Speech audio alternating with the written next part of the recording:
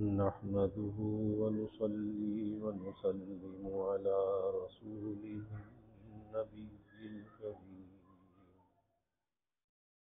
وعلى آله وأصحابه أجمعين.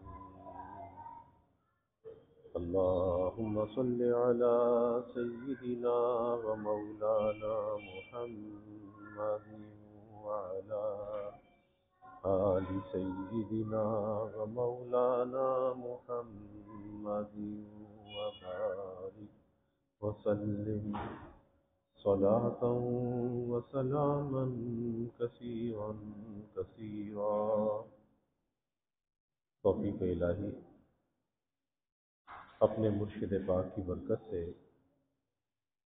عشاء کی اس نشست میں فضائل ایمان کا درس چل رہا ہے. اللہ تعالیٰ اس درس کی برکت سے ہمارے ایمان کی حفاظت فرمائے اور موت تک قبر تک اللہ ہمارے ایمان کو سلامت رکھے. ایمان کی حفاظت کے ذرائع پر بات چل رہی ہے. حضرت عبداللہ انطاکی رحمۃ اللہ علیہ نے ارشاد فرمایا کہ 5 چیزیں دل کی بیماریوں کی دوا ہے. دل جو ہے وہ جسمانی اعتبار سے بھی بیمار ہوتا ہے اور دل روحانی اعتبار سے بھی بیمار ہوتا ہے. جسمانی بیماری تو وہی ہے، کہتے ہیں کسی کو ہارٹ اٹیک ہو گیا، کسی کی شریانیں بند ہو گئیں، اس کی انجیوگرافی ہو گئی، انجیوپلاسٹی ہو گئی، دل کا علاج ہو گیا. لیکن جب روحانی اعتبار سے دل بیمار ہوتا ہے تو اس کی بیماری کی علامت یہ ہوتی ہے کہ اس دل کے اندر برے اخلاق ہوتے ہیں. تکبر ہوتا ہے، حسد ہوتا ہے، کینہ ہوتا ہے، عجب اور خود پسندی ہوتی ہے، اللہ کی مخلوق کے ساتھ برا برتاؤ ہوتا ہے، اللہ کی مخلوق کو اپنے سے کمتر سمجھتا ہے، اپنے کو افضل سمجھتا ہے. یہ ساری علامتیں ہیں کہ دل اندر سے بیمار ہے. اور جب دل اندر سے بیمار ہو تو پھر اس کے معالج سے رجوع کرنا چاہیے. اور اس کے دل کے جو معالج ہے وہ اہل اللہ ہے، جو طبیب باطن ہے، کہ جو ان دلوں کا، بیمار دلوں کا علاج کرتے ہیں. تو یہاں پر بھی بیمار دلوں کی دوا بیان کی حضرت عبداللہ انطاکی رحمۃ اللہ علیہ نے، اور وہ 5 باتیں بیان کی. پہلی بات یہ بیان کی کہ نیک لوگوں کی صحبت و مجالست. پہلی بات یہی ہے، اور یہ سب سے بنیادی بات ہے، سب سے اہم بات ہے کہ جب تک آدمی نیک لوگوں کی صحبت اور مجالست کو اختیار نہیں کرتا اس وقت تک اس کی زندگی کے اندر تبدیلی واقع نہیں ہوتی اور یہ دل اندر سے بدلتا نہیں ہے. اپنے طور پر لاکھ کتنی ہی کوشش کرے. آج بہت سے لوگ یہ بھی کہتے ہیں جی کسی کے پاس جانے کی کیا ضرورت ہے، ہم اپنی اصلاح خود کر سکتے ہیں، اپنا علاج خود کر سکتے ہیں. تو یاد رکھیں کہ پہلی بات تو اپنا علاج خود ہوا نہیں کرتا. جسمانی امراض میں بھی جس طرح آدمی اپنا علاج خود نہیں کر سکتا، کیونکہ دوا جو ہے وہ فارمیسی پر، میڈیکل اسٹور پر تو موجود ہے، اور اس دوا پر اس دوا کے خواص بھی لکھے ہوئے ہیں کہ یہ دوا کس کام آتی ہے. لیکن آدمی اپنی مرضی سے اس دوا کو استعمال نہیں کرتا، کیونکہ اگر اسے پتا ہے کہ میں نے خود استعمال کی تو یا تو اس کا کوئی اوور ڈوز لے لے گا تو جب بھی نقصان ہوگا، یا اس کا انڈر ڈوز لے گا تو فائدہ نہیں ہوگا. تو یہاں پر وہ طبیب کا محتاج ہے کہ طبیب جو اس کے لیے تجویز کرے گا وہی اس کے لیے مفید ہوگا، فائدہ مند ہوگا. اسی طرح سے روحانی امراض کے اندر بھی آدمی خود مریض اور خود طبیب نہیں ہو سکتا، اپنا علاج خود نہیں کر سکتا. اسے ضرورت ہے اس بات کی کہ اللہ والوں کی صحبت میں جائے اور جا کر اپنی کیفیت کو بیان کرے، پھر وہ جو علاج تجویز کرے اس پر وہ عمل کرے. اللہ آگے راستہ کھول دیتا ہے. اسی لیے مولانا روم رحمۃ اللہ علیہ نے فرمایا کہ بے رفیق ہر کے شد در راہ عشق، عمر بگذشت نشد آگاہ عشق. کہ بغیر رفیق اور دوست کے، بغیر رہبر کے اگر تو اس راستے کو طے کرے گا تو زندگی تو گزر جائے گی۔ یہ جو طریق عشق ہے نا اللہ تک پہنچنے کا راستہ، تو اس طریق عشق سے تو واقف بھی نہیں ہوگا اگر تو نے تنہا اس راستے میں چلنے کی کوشش کی۔ تو اس لیے کسی رہبر کا دامن ہاتھ میں ہونا چاہیے، اور اس رہبر کی معیت کے اندر اس سفر کو طے کرنا چاہیے۔ اور اس کی مثال بزرگوں نے یہ بیان کی کہ ایک آدمی نابینا ہے، اب اس نابینا کو کچھ نظر نہیں آتا، لیکن اگر وہ نابینا کسی بینا کا دامن پکڑ لے تو وہ نابینا پھر نابینا کے حکم میں نہیں رہتا، وہ بینا کے حکم میں آ جاتا ہے، کیونکہ اب اسے راستہ بتانے والا موجود ہے۔ اسی طریقے سے اللہ تک پہنچنے کا جو راستہ ہے وہ انسان اپنے طور پر کبھی قطع نہیں کر سکتا، کبھی طے نہیں کر سکتا، اس کے لیے رہبر چاہیے۔ اور رہبر کی رہبری کے لیے سب سے اہم چیز جو ہے وہ نیک لوگوں کی صحبت اور مجالست ہے۔ اور جہاں نیک لوگوں کی صحبت اور مجالست ضروری ہے، وہیں اس سے بھی زیادہ جو ضروری چیز ہے وہ بری صحبت سے، برے دوستوں سے بچنا ہے۔ کیونکہ نیک صحبت کا فائدہ جب ہی ہوگا جب بری صحبت سے بچے گا۔ ایک آدمی ذکر کرتا ہے، تلاوت کرتا ہے، نمازیں پڑھتا ہے، اب اس ذکر اذکار کا فائدہ اسے جب ہوگا جب وہ گناہوں سے بچے گا۔ اگر ایک طرف وہ نیکی بھی کر رہا ہے، دوسری طرف گناہ بھی کر رہا ہے، تو گناہ کی ظلمت ایسی ہے کہ جو نیکی کے نور کو بجھا دیتی ہے، اس کے اثر کو ختم کر دیتی ہے۔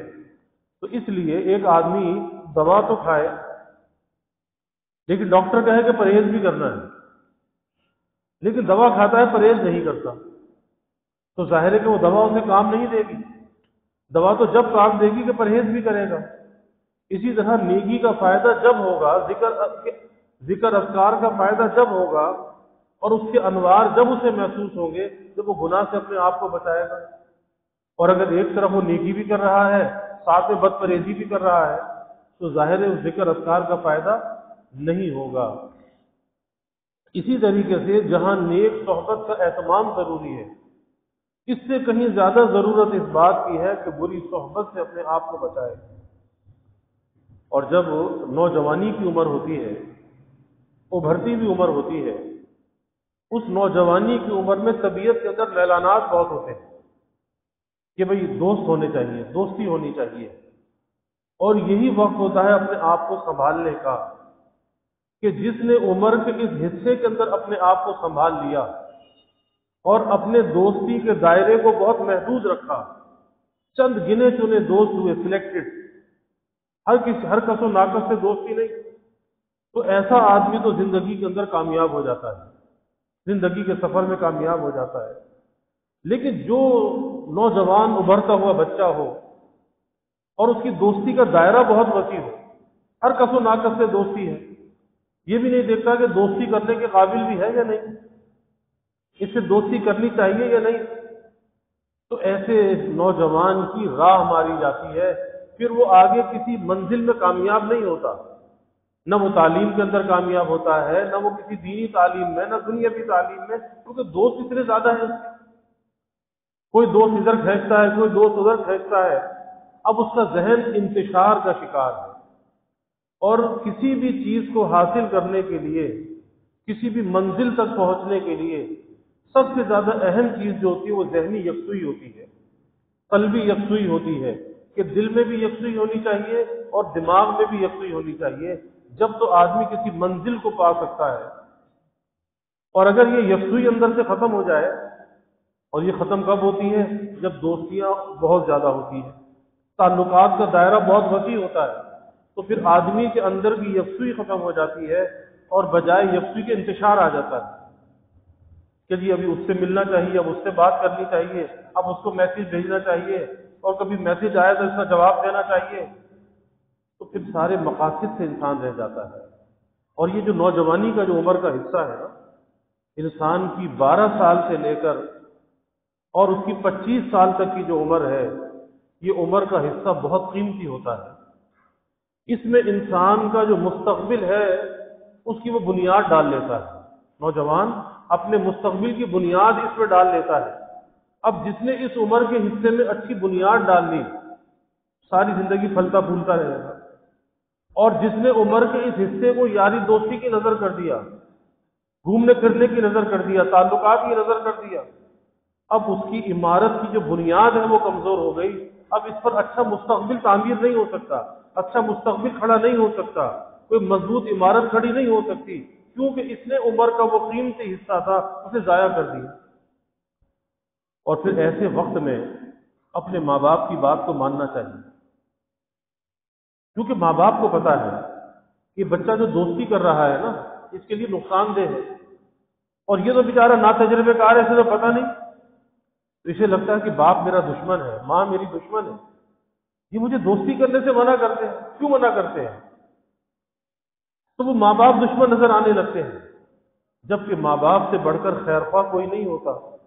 اسی لیے میں بار بار یہ بات عرض کیا کرتا ہوں کہ اگر کوئی بات اپنے بڑوں کی سمجھ میں نہ آئے، کبھی اعتراض نہ کرے، بلکہ خاموشی سے اپنے بڑوں کی بات مان لے، خاموش ہو جائے، سکوت اختیار کر لے، بس جب سکوت اختیار کرے گا اللہ اس بڑوں کی بات کو سمجھا دے گا کہ دیکھو بڑوں کی بات ماننے میں یہ فائدہ تھا۔ اور اگر جذبات میں آگے جواب دے دیا، آج جوش ہوتا ہے نا، نوجوانی کا جوش ہوتا ہے، اور بچہ پلٹ کے جواب دیتا ہے، نتیجہ شرمندگی ہوتی ہے کہ بعد میں پچھتانا پڑتا ہے، بعد میں شرمندہ ہونا پڑتا ہے۔ اس لیے ہمیشہ یہ جذبہ ہونا چاہیے نوجوانوں میں کہ اپنے ماں باپ کی، اپنے بڑوں کی بات کو ماننے کا جذبہ ہونا چاہیے، اپنی منوانے کا جذبہ نہیں ہونا چاہیے، کیونکہ اللہ نے انہیں زندگی میں جو تجربہ دیا ہے اور جس چیز کو وہ دیکھ رہے ہیں یہ نوجوان اسے نہیں دیکھ رہا، کیونکہ اس کے پاس عقل اور ہوش اور دانش اس درجے کا نہیں ہے جو ماں باپ کے پاس ہے، تو ظاہر ہے ان کا مقابلہ یہ نہیں کر سکتا۔ تعلیم جو ہے وہ تجربے کا مقابلہ نہیں کر سکتی، تجربہ ہمیشہ غالب آتا ہے۔ ہاں تعلیم کے ساتھ ساتھ اگر انسان کو تجربہ بھی حاصل ہو جائے تو یہ سونے پہ سہاگا ہے، لیکن تجربہ کب حاصل ہوگا؟ ارے تجربہ جبھی تو حاصل ہوگا جب ماں باپ کی مانے گا، ان کے تجربات سے فائدہ اٹھائے گا، ان کے پاس بیٹھ کر ان سے کچھ پوچھے گا، تو اللہ یہ تجربہ اس کے اندر بھی منتقل کر دے گا، اور بڑوں سے یہ چیز چھوٹوں کے اندر منتقل ہوتی ہے۔ لیکن آج کے زمانے میں یہ موبائل فون جو ہے نا، یہ موبائل فون، یہ ٹیبلیٹ، یہ کمپیوٹر، آج اس نے مت مار رکھی ہے، ستیہ ناش کر رکھا ہے کہ بچہ اسکرین کے سامنے تو بیٹھنا پسند کرتا ہے، لیکن اپنے ماں باپ کے ساتھ بیٹھنا پسند نہیں کرتا، اپنے ماں باپ کے ساتھ بیٹھ کر بات کرنا پسند نہیں کرتا، تبادلہ خیال کرنا پسند نہیں کرتا۔ اور انسان کے اندر کی جو الجھنیں ہیں وہ جبھی دور ہوتی ہے کہ انسان کسی سے تبادلہ خیال کرے، اور سب سے بہتر تبادلہ خیال کرنے کا ذریعہ ماں باپ ہوتے ہیں کہ ان سے آدمی اپنے دل کی بات کہہ سکتا ہے۔ پھر وہ اتنے ہمدرد خیر خواہ ہوتے ہیں، وہ بچے کو بتاتے ہیں کہ دیکھو تمہاری یہاں پہ غلطی ہے، یہ کام تمہیں نہیں کرنا چاہیے۔ لیکن آج کے زمانے کا بچہ وہ گھنٹوں اسکرین کے سامنے بیٹھنا تو پسند کرتا ہے، اور اسکرین کے سامنے بیٹھے بیٹھے وہ نہیں تھکتا۔ اور آج کے زمانے کا برا ساتھی، برا دوست یہ اسکرین بھی ہے، چاہے وہ ٹیبلیٹ کی اسکرین ہے، وہ موبائل کی اسکرین ہے، وہ لیپ ٹاپ کی اسکرین ہے، یا وہ کمپیوٹر کی اسکرین ہے۔ آج یہ بھی ایک برا ساتھی ہے کہ جو انسان کے قیمتی وقت کو برباد کرنے کا اور ضائع کرنے کا ذریعہ ہے۔ اور اب تو جدید سائنس کی یہ تحقیق ہے کہ جتنا کچھ انسان اس اسکرین پر دیکھ رہا ہے، چاہے وہ کارٹون دیکھ رہا ہے یا کوئی گیم کھیل رہا ہے، وہ ساری فضول اور واہیات چیزیں ہیں، وہ ساری اس کی میموری کے اندر جمع ہو رہی ہیں۔ اب میموری تو بڑی اللہ نے قیمتی چیز دی ہے، اس کے اندر تو اچھی چیزوں کو جمع کرنا چاہیے، اس کے اندر مار دھاڑ کے مناظر یہاں پہ جمع ہو رہے ہیں۔ تو ایسا بچہ پھر جو مار دھاڑ والی چیزیں اس کے اندر آ گئی، پھر ایسا بھی ماں باپ کہتے ہیں جی بچہ جو ہے وہ سوتے سوتے بولنے لگتا ہے، چیخنے لگتا ہے، چلانے لگتا ہے، تو کس چیز کا اثر ہے؟ اسی چیز کا تو اثر ہے، وہ جو اسکرین پر وہ دیکھ رہا ہے، اور جس مار دھاڑ کو دیکھ رہا ہے، جو چیخنا چلانا وہ دیکھ رہا ہے، تو اس کے تحت شعور کے اندر وہ باتیں محفوظ ہو گئی، اس کی میموری کے اندر آ گئی، اب یہ سوتے سوتے چلانے لگتا ہے۔ تو ماں باپ سمجھتے کوئی جن آ گیا، اس پر کوئی آسیب آ گیا۔ ارے بھائی جن نہیں آیا، یہ خود ہی جن بن گیا ہے۔ اب اس کا علاج یہ کہ اس کی اسکرین چھڑوا دو، اس کی اسکرین چھڑوا دو، جن اس کا بھاگ جائے گا، تو آسان سا علاج ہے۔ لیکن افسوس تو یہ کہ آج ماں باپ کو بچے کو اسکرین دے دیتے ہیں، کس لیے دے دیتے ہیں کہ ہماری جان چھوٹے، بس یہ اسکرین کے ساتھ یہ مشغول رہے تاکہ ہمارا وقت خراب نہ ہو۔ تو یہ بچوں کے ساتھ زیادتی ہے. کل اللہ کو حساب دینا ہوگا کہ بچوں کی تربیت کا ذمہ تمہارا تھا. ماں کی گود پہلی تربیت گاہ ہوتی ہے اولاد کی، اور باپ ایک صاحبان ہے. اگر انہوں نے اپنے حق کو ادا نہ کیا تو کل قیامت کے لیے اللہ کو کیا جواب دیں گے؟ کیونکہ اولاد کے حقوق میں سے یہ بات ہے کہ جب بچہ پیدا ہو تو پہلا کام یہ کہ اس کا اچھا نام رکھو. اچھا نام کہ اچھے معنی جس کے ہوں، کیونکہ نام کے جو اثرات ہیں انسان کی زندگی پر پڑتے ہیں.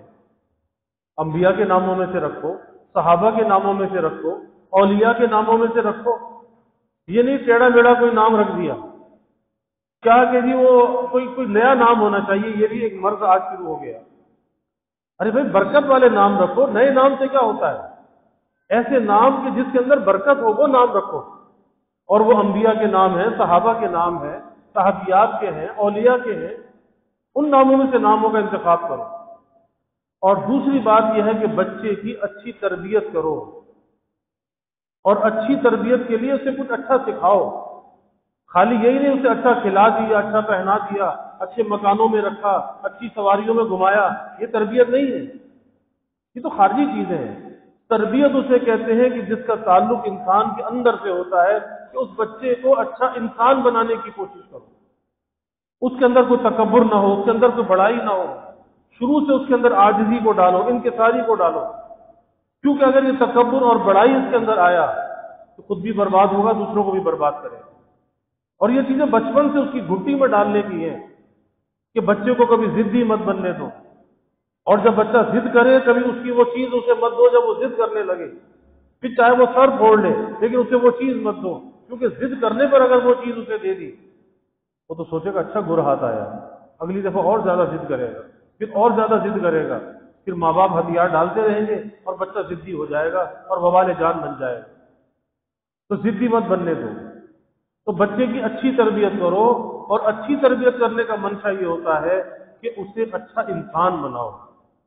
کیونکہ سب سے پہلی صحبت جو بچے کو ملتی ہے، بعض صحبت اور مجالست پر چل رہی ہے، تو بچے کو سب سے پہلی جو صحبت ملتی ہے وہ گھر میں ماں باپ کی ملتی ہے. تو یہاں بچے کی سب سے پہلے بنیادی تربیت ہونی چاہیے. اور وہ بچہ چاہے ایک دن کا بھی بچہ اگر ہے نا، اس ایک دن کے بچے کو بچہ نہ سمجھو. بہت سی چیزیں ایسی ہوتی ہیں کہ جو بچہ بول نہیں سکتا، اپنا معافی ضمیر ادا نہیں کر سکتا، ابھی اس شعور کی عمر کو وہ نہیں پہنچا، لیکن وہ ریکارڈ ضرور کر رہا ہوتا ہے. اس لیے بزرگوں نے فرمایا کہ اگر بچہ سو بھی رہا ہے تو اس وقت میاں بیوی کوئی ایسا بے تکلفی کا کام اس جگہ پہ نہ کرے کہ جس کو یہ سمجھ کر کے بچہ سو رہا ہے. نہیں، اس کا شعور تو بیدار ہے. اس کا شعور نہیں سویا کرتا، وہ شعور بیدار رہتا ہے. اس لیے احتیاط ہونی چاہیے. اور جتنی میاں بیوی کے آپس کے تعلقات کے اندر محبت الفت ہوگی، نرمی ہوگی، اچھا برتاؤ ہوگا، اس اچھے ماحول کا جو اثر ہے وہ بچوں پر پڑے گا. تو بچوں کی پہلی تربیت گاہ تو گھر ہے، اور وہ تربیت صحبت کے ذریعے سے ہو سکتی ہے کہ بچوں کو اچھی صحبت دو.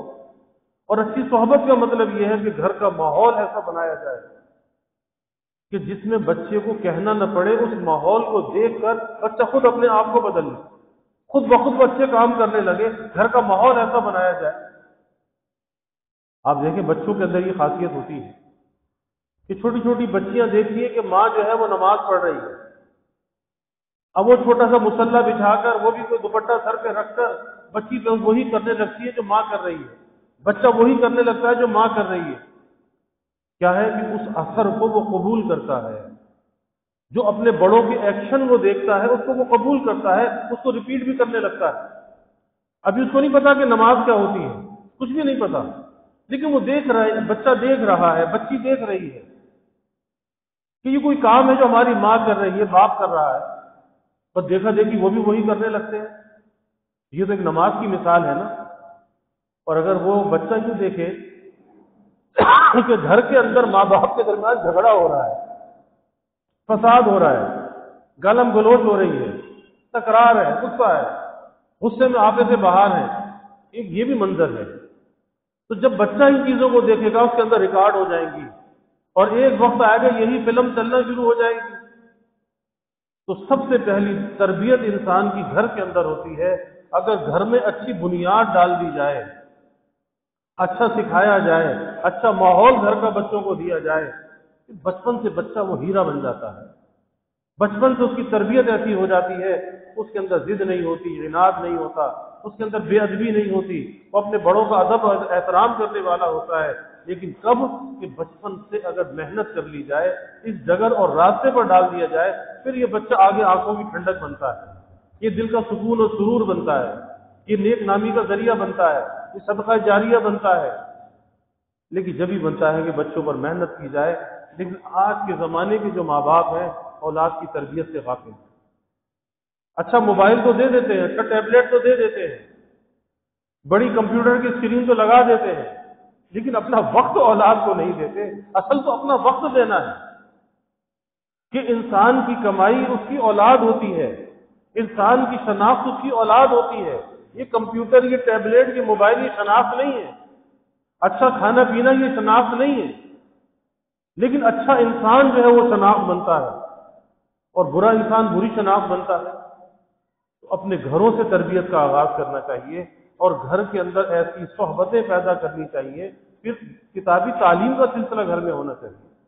علماء سے پوچھ کر، اللہ والوں سے پوچھ کر کسی دینی کتاب کا مذاکرہ گھر کے اندر ہونا چاہیے اور یومیہ بنیاد پر ہونا چاہیے، چاہے 10 منٹ صحیح، لیکن کوئی سب مل کر بیٹھے، کچھ مسائل کا ذکر ہو، کچھ دینی کتاب، کچھ سنتوں کا بیان ہو۔ اس طرح سے اپنے گھر کے ماحول کو اور اس کی فضا کو نورانی بنانا چاہیے۔ اللہ تعالیٰ ہمیں اس پر عمل کی توفیق عطا فرمائے۔ وآخر دعوانا الحمد للہ رب العالمین والعاقبۃ للمتقین والصلاة والسلام علی اشرف الانبیاء والمرسلین اللہم صل علی سیدنا و مولانا محمد وعلی آل سیدنا و مولانا محمد وبارک وسلم۔ ربنا آتنا فی الدنیا حسنہ وفی الآخرۃ حسنہ وقنا عذاب النار۔ ربنا اتمم لنا نورنا واغفر لنا انک علی کل شیء قدیر۔ اللهم أعنا على ذكرك وشكرك وحسن عبادتك۔ اللهم وفقنا لما تحب وترضى من القول والعمل والفعل والنية والهدى إنك على كل شيء قدير۔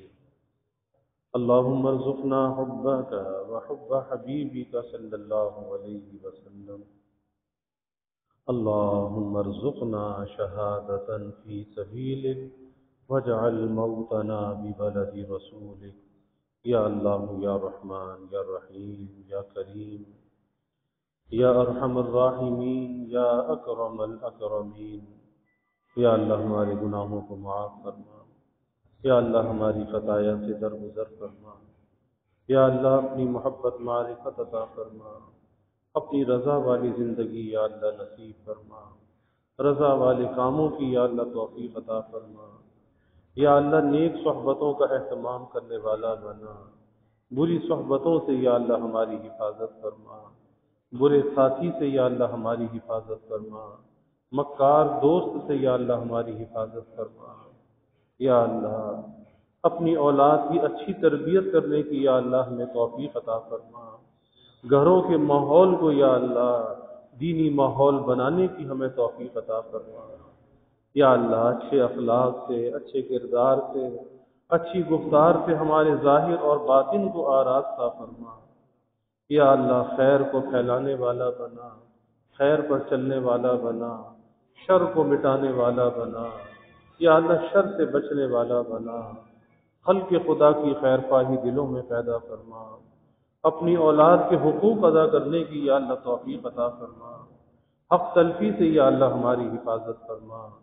یا اللہ ظاہری باطنی ہر قسمی ترقیات عطا فرما، سب کے علم میں، عمل میں، رزق میں خوب خیر و برکت فرما۔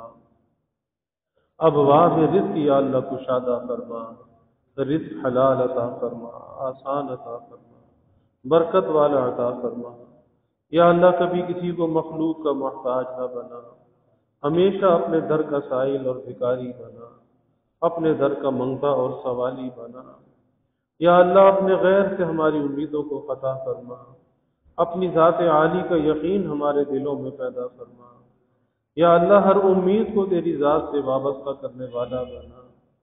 یا اللہ ایمان کی ترقی، اعضا کی سلامتی عطا فرما۔ ہر محتاجی معذوری سے یا اللہ ہماری حفاظت فرما۔ یا اللہ ہمارے ملک پر اپنی رحمتوں کا نزول فرما، اس ملک کو امن کا، سلامتی کا گہوارہ بنا۔ یا اللہ جس گرداب میں یہ ملک پھنسا ہے، یا اللہ جس قرضوں کی دلدل میں یا اللہ یہ ملک دھنسا ہوا ہے، اے اللہ اس کے نکلنے کے اسباب پیدا فرما۔ یا اللہ اپنی غیبی نصرت کو نازل فرما، اس ملک میں یا اللہ استحکام عطا فرما۔ یا اللہ معاشی، معاشرتی، اخلاقی، سیاسی استحکام عطا فرما۔ تا قیام قیامت یا اللہ اس ملک کی حفاظت فرما، اس ملک میں رہنے والوں کی یا اللہ حفاظت فرما۔ یا اللہ مہنگائی کے، گرانی کے عذاب سے نجات عطا فرما، سب کے گزر بسر کو آسان فرما، سب کے سفید پوشی کے بھرم کو قائم فرما۔ یا اللہ کبھی کسی کو مخلوق کے آگے رسوا نہ فرما، مخلوق کے آگے سوال کی ذلت سے بچا، عزت آبرو والی زندگی عطا فرما، ستاری والی زندگی عطا فرما۔ یا اللہ سب کی اولادوں کو نیک صالح بنا، آنکھوں کی ٹھنڈک بنا، تربیت کا از غیب انتظام فرما، اولاد کو صدقہ جاریہ بنا۔ اے اللہ اولاد کو آزمائش نہ بنا، اولاد کی آزمائش میں یا اللہ کسی کو مبتلا نہ فرما، سب کی اولادوں کو آنکھوں کی ٹھنڈک بنا، اولاد کا مستقبل یا اللہ تابناک بنا، والدین کو اولاد کی خوشیاں دیکھنا نصیب فرما۔ یا اللہ جو بے اولاد ہے نیک صالح اولاد عطا فرما، جو اولاد نرینہ چاہتے ہیں نیک صالح بیٹے عطا فرما۔ یا اللہ جو بچے بچیاں بے نکاحی بیٹھے ہیں، یا اللہ ان کے لیے نباہ والے جوڑ کے رشتے عطا فرما۔ تمام والدین کو اس فریضے سے سبکدوش فرما، والدین کی آنکھوں کو ٹھنڈک اور راحت عطا فرما۔ یا اللہ ہماری اس مسجد کی توسیع و تعمیر کے مرحلے کو آسان فرما، دارالقرآن کا قیام آسان فرما۔ یا اللہ اس کی ہر ضرورت کو از غیب پورا فرما، اپنے مخلص بندوں کے قلوب کو یا اللہ متوجہ فرما، اس کے مغربی سمت کے مکانات کا حصول بھی آسان فرما، ادائیگی کا یا اللہ غیب سے انتظام فرما۔ یا اللہ جو بھی اس کے معاونین ہیں، خادمین ہیں، یا اللہ تعاون کرنے والے، خدمت کرنے والے، یا اللہ انہیں دنیا آخرت میں اس کی جزا عطا فرما، دارین کی بھلائیاں عطا فرما، ان کی نسلوں کو بھی شاد و آباد فرما۔ یا اللہ جو ہم نے مانگا وہ بھی عطا فرما، جو نہ مانگ سکے وہ بھی عطا فرما، ہمیشہ اپنے سے مانگنے والا بنا، ہمیشہ ہماری دعاؤں کو قبول فرما، اپنی بارگاہ میں مستجاب الدعوات بنا۔ ربنا تقبل منا انك انت السميع العليم وتب علينا انك انت التواب الرحيم وجزى الله عنا محمدا صلى الله عليه وسلم معه وآله وصلى الله تعالى وسلم على النبي الكريم آمين برحمتك يا